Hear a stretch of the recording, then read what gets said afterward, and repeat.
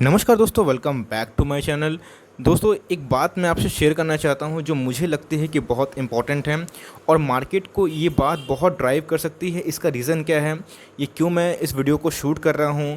Because मैं हमेशा अपने व्यूअर्स के लिए कुछ ना कुछ एक्सेप्शनल चीज़ लाते रहता हूं जहां से उनका नॉलेज गेन हो। ऑफकोर्स वो समझें कि स्टॉक प्राइस जो वोलेटाइल होता है और स्टॉक प्राइस में एक न्यूज़ का बहुत बड़ा इम्पैक्ट होता है, चाहे वो कितना ही फंडामेंटली स्टॉक अच्छा क्यों ना हो।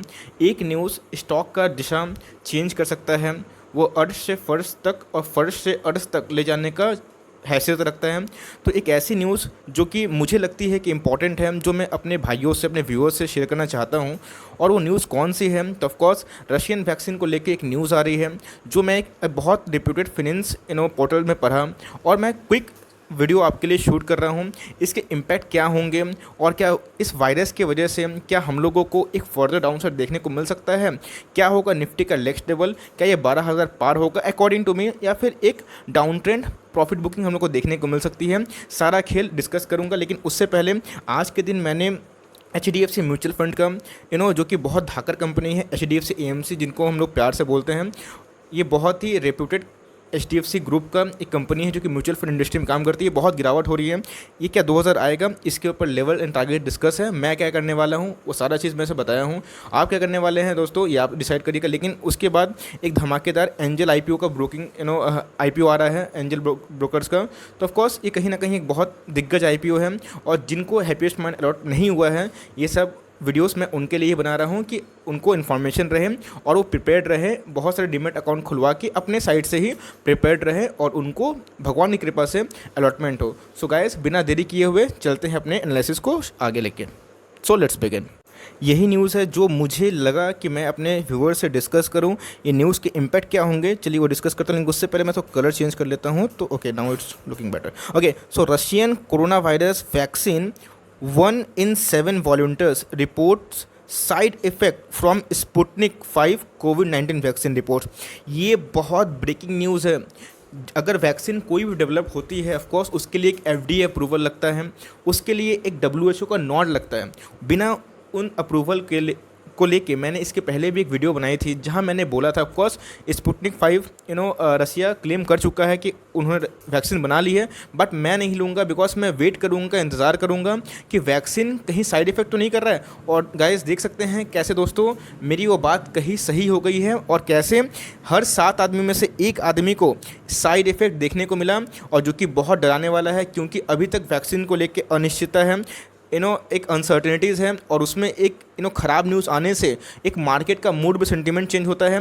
और जिस हिसाब से कोरोना वायरस का सेकेंड वेव चालू हो चुका है, कहीं ना कहीं ये हम लोग को और फर्दर एक गिरावट का संकेत दे सकता है। चलिए आगे अपने न्यूज़ को बढ़ाते हैं। तो आगे न्यूज़ ये है, मैं पढ़ के इसको सुनाना चाहता हूँ आप लोगों को। Approximately 14% volunteers have small complaints of weakness, muscle pain for 24 hours and an occasional increase in body temperature, means बुखार, है ना, after being given Russian COVID vaccine. यही चीज़ मुझे डर लग रहा था और यही चीज़ मुझे होते हुए देखने को मिल रही है।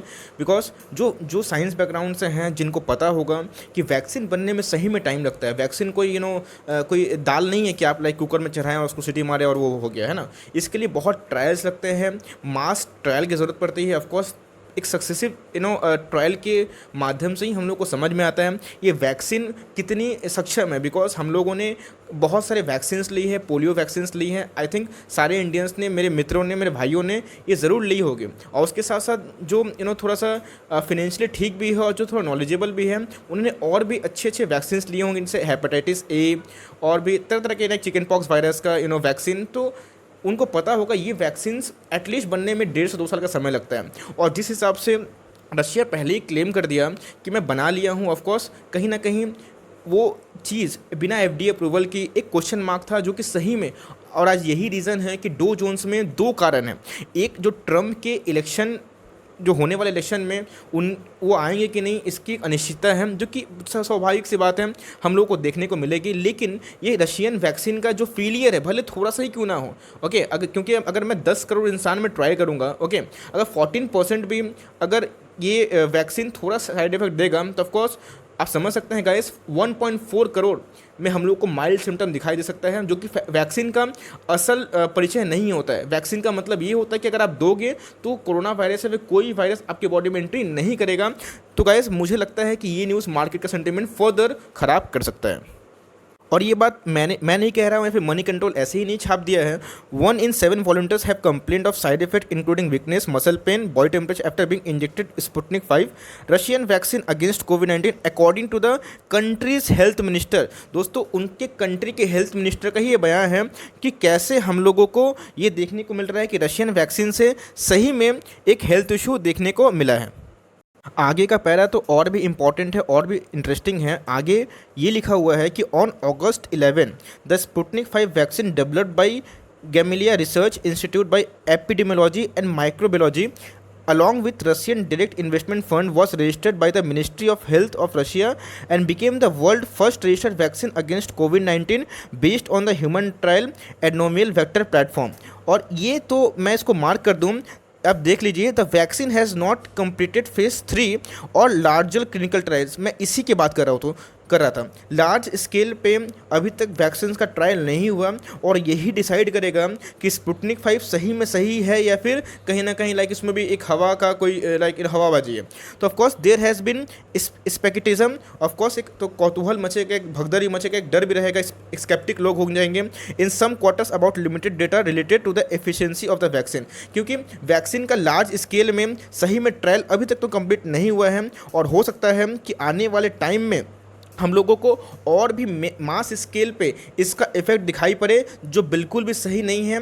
और आने वाले टाइम में हो सकता है कि आपको और भी कॉशियस रहने की ज़रूरत हो कहीं ना, वरना ये मार्केट को और भी लेके डूब सकता है। बिकॉज ऑफ सबको पता है जो मार्केट में अच्छे प्लेयर्स हैं, जो मार्केट को बहुत अच्छे से ट्रैक करते हैं, जो अच्छे से रीड करते हैं, जो अच्छे इन्वेस्टर या फिर ट्रेडर है, उनको अच्छे से पता है कि जो final clinical trial of the Sputnik vaccine है वो मॉस्को में हुआ था अर्लियर दिस मंथ।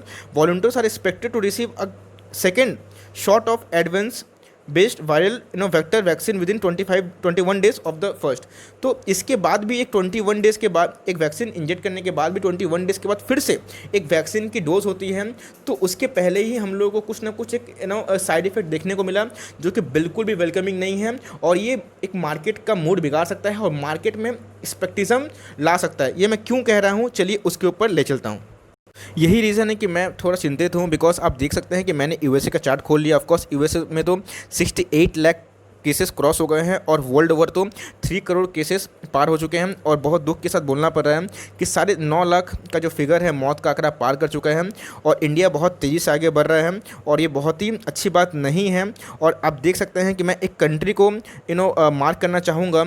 ऑफकोर्स देखिए, जिनको पता होगा कोरोना वायरस स्पेन, फ्रांस, फिर से ईरान, यूके और भी डिफरेंट कंट्रीज़ में आया था। लेकिन अभी जो सेकेंड वेव चालू हुआ है वो वेव ऐसा है कि फर्स्ट वेव से भी ज़्यादा केसेस दिन में देखने को मिल रहे हैं स्पेन में, फ्रांस में, और जो कि बहुत ही चिंता वाला विषय है। और इटली में, जहाँ तक मैं इसको इटली थोड़ा नीचे चला गया, ओके, इटली में जहाँ पे केसेस 200-300 हो गए थे, देखिए दोस्तों कैसे फिर से एक स्पाइकअप देखने को मिल रहा है। और उसमें अगर वैक्सीन की न्यूज़ थोड़ा सा भी एक्सपेक्टेशन अगर लाती है मार्केट में, तो फिर भी एक लॉन्गर पीरियड तक हम लोग को वेट करना पड़ेगा वैक्सीन के लिए और कहीं ना कहीं फिर से एक फर्दर लॉकडाउन की स्थिति पैदा ना हो जाए। क्योंकि गाइस आप समझ सकते हैं कि इजराइल ऐसा फर्स्ट कंट्री बना जो लॉकडाउन 2.0 को फिर से रीइम्पोज कर दिया। तो होने का कुछ भी हो सकता है, बिकॉज ऑफकोर्स गवर्नमेंट अगर हेल्थ पर्सपेक्टिव से सोचें, ठीक है, ऑफकोर्स इकोनॉमी तो बहुत बड़ा फैक्टर है, बट हेल्थ पर्सपेक्टिव सोचें तो कहीं ना कहीं उनको एक स्टेप लेना पड़ेगा। तो आप इस चीज़ को लेकर सतर्क हो जाएं, बिकॉज थोड़ा सा कहीं ना कहीं निफ्टी ओवरबॉट जोन में चला गया है और बहुत ही रैली आ गई है नीचे के लेवल से। तो जो बड़े प्लेयर्स हैं ऑफकोर्स कोशिश करेंगे कि अपना प्रॉफिट को बुक करें और जिस स्टॉक में बहुत रैली आई है उनके गिरने के चांसेस भी बहुत ज़्यादा है। तो ऐसे कौन कौन से स्टॉक है जिनमें बहुत रैली आई है, और अगर आप शॉर्ट टर्म प्लेयर हैं तो अपना स्टॉप लॉस टाइट करके रखें। निफ्टी का टेक्निकल मैं अभी नहीं करूँगा वरना वीडियो बहुत लंबा हो जाएगा। मैं निफ्टी का टेक्निकल चार्ट और इसका एनालिसिस आपको फर्दर किसी और दिन पोस्ट करके दिखाऊँगा और उसमें मैं वीकेंड्स में सोचूंगा एक एजुकेशनल वीडियो आप तक पहुंचाऊं जो बिगनर्स को बहुत हेल्प करे। So for time being guys that's the end of the video कि कौन सा थ्रेट है जो निफ्टी को आने वाले टाइम में इन्फ्लुएंस कर सकता है, उसके ऊपर में छोटा सा प्रेजेंटेशन था। अगर आपको ये कंटेंट पसंद आया तो प्लीज़ ज़रूर लाइक करें और चैनल को सब्सक्राइब ज़रूर करें, और कोई भी डाउट रहा तो प्लीज़ कमेंट बॉक्स में आए, शर्माए ना, मैं सबका रिप्लाई करता हूँ। और कोई भी डाउट रहा तो नेक्स्ट वीडियो प्रॉमिस दोस्तों आपके डाउट पे ही होगा। So that's the end of the analysis, और मिलते हैं जल्दी ही, तब तक के लिए bye. Thanks for listening guys, God bless you all.